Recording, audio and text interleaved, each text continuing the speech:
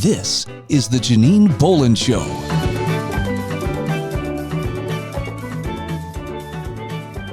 Hello and good day. This is Janine Bolon with the Janine Bolon Show, and I am so thrilled that you are here. I have been working with our guest, Emily Rasmussen, for probably 4 years now. And it's one of those fun things where you are doing your thing on YouTube and you're just running through and you happen to see this TEDx talk on giving circles. And then the next thing that happens is, as you know, sometimes the bots follow you around.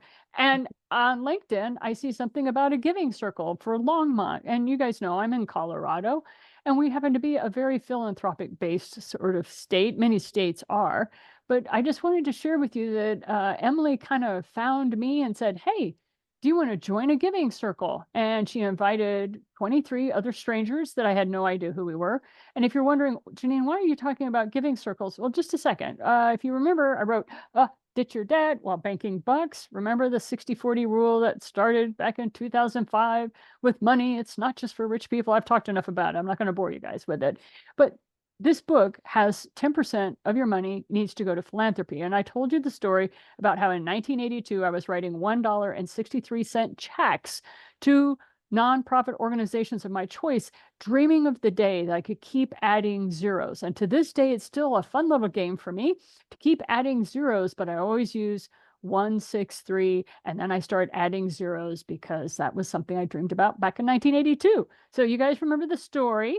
But now we have somebody who took her story even further, because even though Emily has been heavily involved in the arts, she's also involved in microfinance. She did the Harvard Business School gig. Oh my gosh, the woman is beautiful and she has brains. Welcome to the show, Emily. It's great to have you.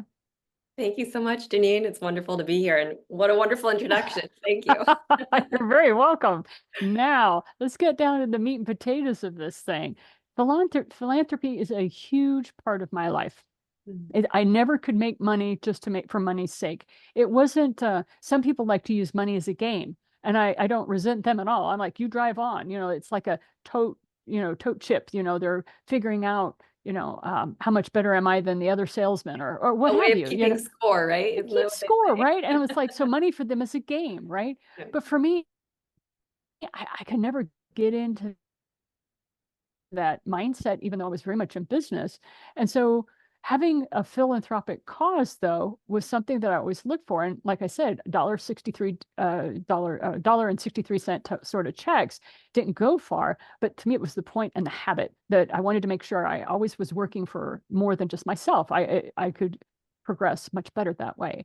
But then along, giving circles aren't new. So talk to us a little bit about giving circles in general. And then I really want you to talk about the organization you build, Grapevine. Absolutely. Thank you for that introduction. And I love hearing how you were thinking about it, writing those $1.63 checks and the habit of it. We often talk about flexing that philanthropic muscle and building that habit, how important that is. And I think we're seeing more and more young people, more and more a broader and broader variety of people who are getting involved in philanthropy as more people, are talking about that it's not how much you give, it's that you're giving, and that there's so much that you can do from there, but just getting started is so important. And I think that's a big reason why the Giving Circle model and movement is so powerful, because it really is a movement of everyday people who are giving together to connect with others in their communities who also care, who are also giving to make a bigger difference together, even though they might be writing $10 checks, $50 checks, $100 checks, or I should say, giving these amounts online. It's not always check writing these days, but it really is about building that movement and that philanthropic muscle together. Mm-hmm. And when we do that, amazing, amazing things happen. So there was just a new report that came out in April of this year on the Giving Circle movement, and it showed that this is now the fastest growing form of philanthropy, and that it has engaged over 350,000 people, and collectively they have donated more than $3 billion to nonprofits. That just blows my mind. I mean, because I remember a time when $1 billion would not have existed. That's the thing that blows my mind. Anyway, go ahead. Yeah, it's amazing. It's a massive number. But then when you realize it's also coming from all of these everyday people These are not people who are showing up on the cover of Fortune when they give a large gift, right? These are everyday people, again, 10, 50, $100 at a time. But if you take a group of 100 people, each giving $100, now you have a $10,000 check to give away. And if you're giving $10,000 to one nonprofit in your local community, that's a smaller, more local organization, that money can go very far, especially when you combine that with this community of supporters that are right there who want to give more than just that money, right? But also their time, their talent, testimony, ties, these other ways of giving. We call them the 5 T's in philanthropy. And so you kind of surround these organizations with this community of supporters. It's really, really powerful. It goes a very long way. So this model is one where people are coming together, connecting with others, building community, which especially right now is really important when we think about the backdrop of having come out of COVID. We think about the loneliness epidemic, people really looking to find ways to connect with others in meaningful ways. And then when you just look at, how much need there is, and with that need, we're also seeing the fundraising, traditional fundraising in the nonprofit space really struggling. Numbers are down. The number of new donors are down. The retained donors, number of retained donors is down. Nonprofits are really, struggling with finding and keeping donors. And so amidst all of that, we have this amazing giving circle model that's really resonating with people and a much broader range of people than ever before. So I find that very exciting. And that's, I'm happy to jump into it, but that's really where Grapevine, my organization, comes in. We have built the only platform dedicated to giving circles and this broader collective giving movement to really help support these organizations or these groups of people and really help propel and support this movement. And that's where I came in, because I got this invitation on LinkedIn about this grapevine.org. And I remember I kind of wandered over there and went, oh, this is awesome, because all the money stays local. And that was something that I was very passionate about, is that I work in this community. I build my business in this community. I wanted to keep my money here because I saw a need. I saw the need and I just didn't know how to handle it. And in Boulder County and then Longmont, where I live, you came up with this beautiful model of Longmont Women for Good. I remember that was the name of the group, and we were like, this is fabulous. And so 23 strangers got together. We elected a facilitator, a media coordinator. There were certain jobs you guys had taught us about. Everything was online. It was very easy. And so when we had our very first meeting, what was delightful, it was the worst blizzard Colorado had. And we had 23 women brave the blizzard, going, they were not missing this meeting. And everybody got home safe. Just wanted to say that. But it was fascinating to all sit around and say, what is Longmont's needs? And what do you think? And we're a small community. We're under 100,000. So it was really fascinating to hear everybody's perspective. And in that period of time, with only 23 people, we've donated in 18 months, $18,000. So we're kind of proud of ourselves. Congratulations. We're just a little bitty group, and yet we're giving out $1,800 to $2,500 grants, as you guys call them. So what made you start Grapevine? I mean, it's one thing to be really passionate about philanthropy like myself, but you went out and actually started. What was the trigger for you? What was the inspiration? It's interesting because my inspiration came more from community than philanthropy initially. I was very excited about community building, and I had been in the arts previously, and so I had an early career in the art space. But then I was passionate about this idea of community, and cross-cultural communication through the arts was a big area of interest of mine, but all of that led me to this idea of community building and collaboration. And I was fortunate to have an internship at the United Nations when I was in undergrad. And there I learned about microfinance, and I learned about how powerful that model is of getting funds into the hands of communities, and communities collaborating in order to access funds and in order to make an impact for each other and for their local community. So that's really my early exposure to this type of model, but in a different structure, in a different form. And I ultimately went to India for a couple of years after graduating and helped build a microfinance program there. And it was around that time that the early days of crowdfunding were just starting. So Kiva was suddenly taking off. Kickstarter was just launching. And that idea of using technology to help unlock funds from communities around the world for communities around the world was really exciting to me. So I didn't have a technology background. I didn't know what that meant exactly, but the concept sounded pretty great. And so that's where I ended up spending some more time in the microfinance space, and then ultimately going to Harvard Business School, where I was fortunate to be able to learn from an incredible community there and get to also do some consulting for Kickstarter and help launch a crowdfunding platform and just explore this space a bit more and think about how can we move beyond the transactional crowdfunding campaign to bring community into it more, to make it more about the connection and the collaboration and the ongoing giving that communities need. And so all of that kind of led to some time in the nonprofit space, exploring a bit more, and ultimately this idea for Grapevine. And that's the thing that impressed me. I remember when we first started out, it was in October of 2022, something like that, 2021. I can't remember exactly, but I do remember starting off and the platform was usable and it was rugged in its own way. But I also remember thinking, oh my gosh. And then I watched it get better and better with use. And so it was always such a delight to kind of be on the ground floor of that and watch how you and your team managed to build that sucker out. And I know that behind the scenes, it was hours and hours of late nights getting things put together so that people could message each other on the platform and basically stay off of Facebook and social media if people wanted to, so they could just be a part of Grapevine. And that was something that was very, very helpful for us. But anyway, so you started this crazy group called Grapevine and you started getting into community building. And the next thing you know, you're dealing with money. And the thing I love is every giving circle, nobody touches the money. That's what I love the most, is that you don't have to worry about a checking account and trying to get a ESIN number or ITIN number so that your taxes and all the insanity that you have when you try to do philanthropy outside of your own social security number. And so that was the gift to me in our philanthropic work, was they love it that we can just say, okay, and we want money to go there and money can go there.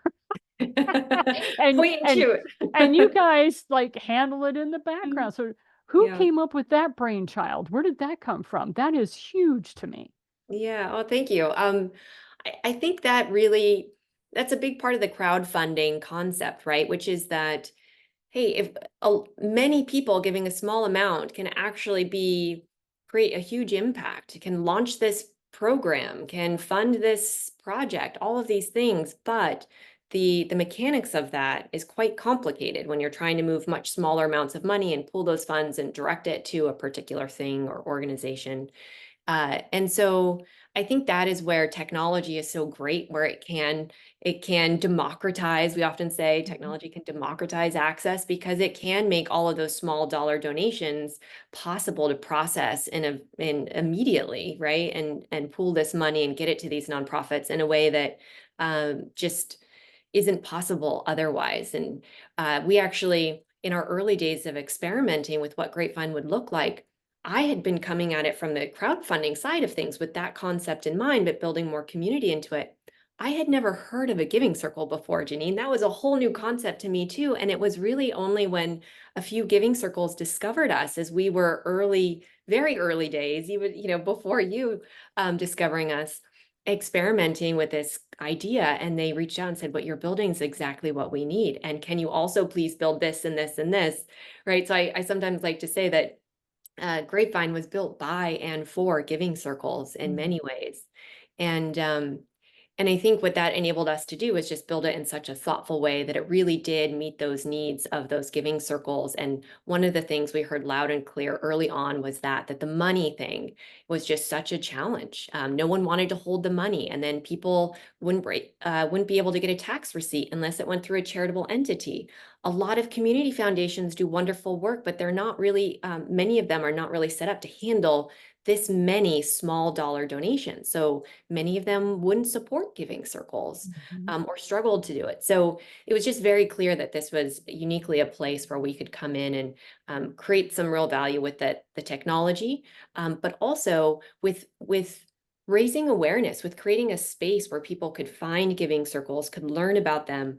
One thing we discovered along the way is that a lot of people have heard of this concept, but it's pretty opaque to them. They weren't really clear exactly what it meant, and where do you find one of these mysterious giving circles of people giving money away in communities anyway? You know, it just seemed like there was a lot of interest in it, but there hadn't been a way for people to really easily find and engage in it. And so by building this community and this online space to also host all of these groups, we now have over 1,100 active groups across the country.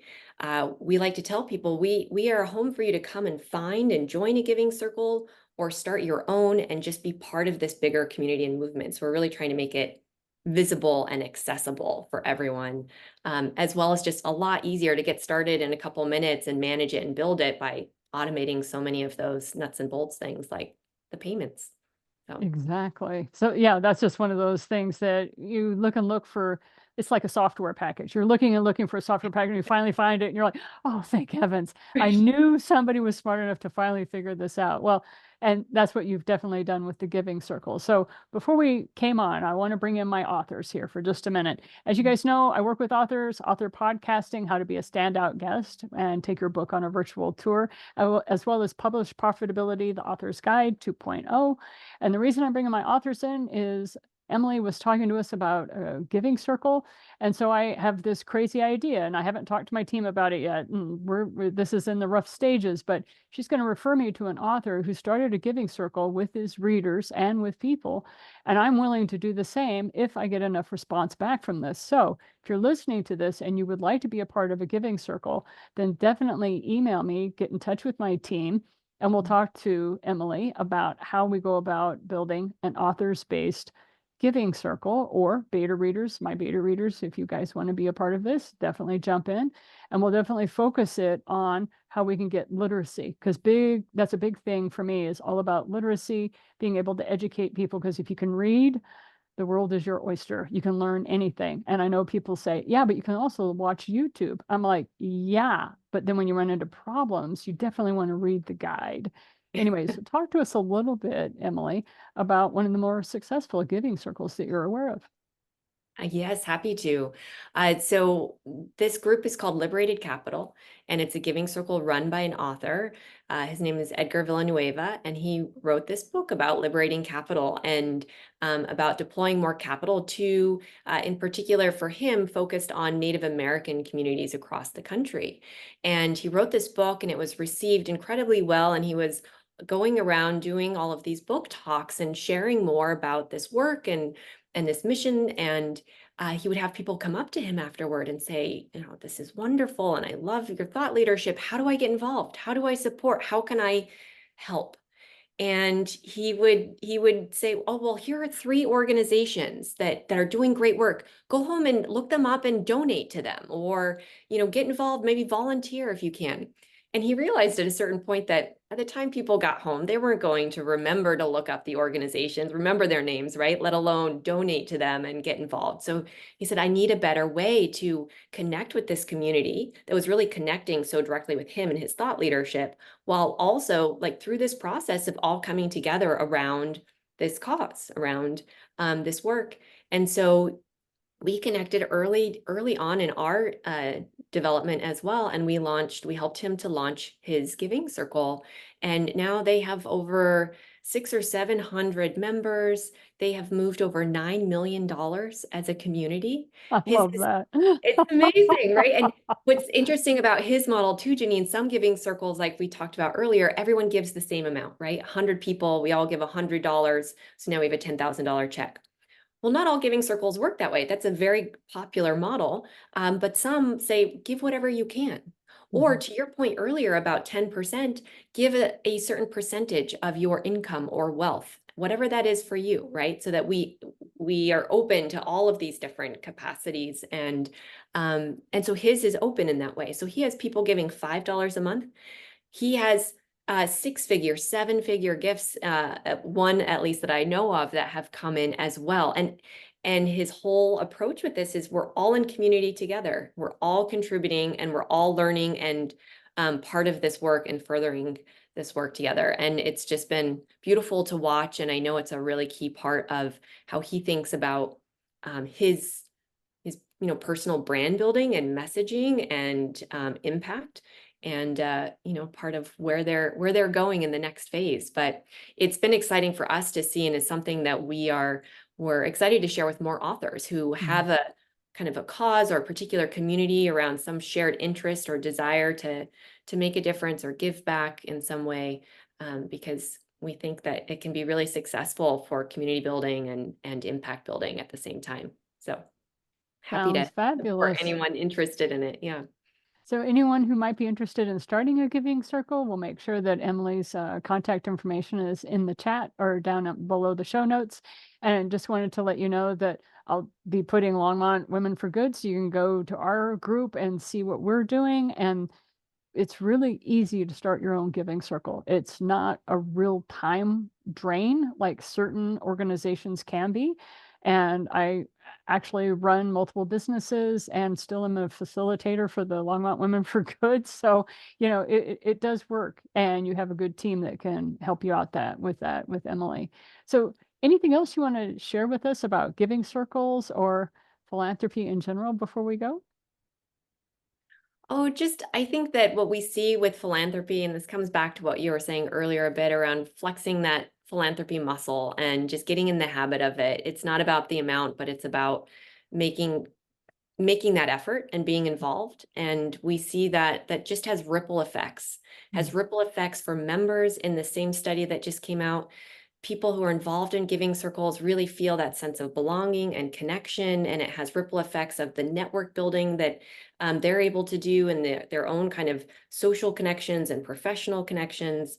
But it also has ripple effects of impact, because when we give a larger gift together, a nonprofit can do so much more with it, and it can really help fill some of those gaps. So there are just so many reasons why this particular model of community-based giving makes sense for the organizations we care about and for us in our community. So I encourage people to reach out if they have questions and learn more. Wonderful. Thank you so much for your time today, Emily, and I appreciate so much what you've done. I've been a part of Grapevine. Love it. I'm so glad that you agreed to come on to the show. And if there's anything else we can do, please let us know. Thank you so much, Janine, and thank you for being such a wonderful member of our community. It's a lot of fun. So for those of you who've been listening to the Janine Bolon Show for quite some time, we like to save you time, save you money, save your sanity, and most importantly, save your knowledge. And one of the things we love doing is being able to bring you to the people that are a part of our processes and a part of our community. And so thank you for listening to us, and we'll see you next week. Take care. Thank you for joining us on the Janine Bolon Show.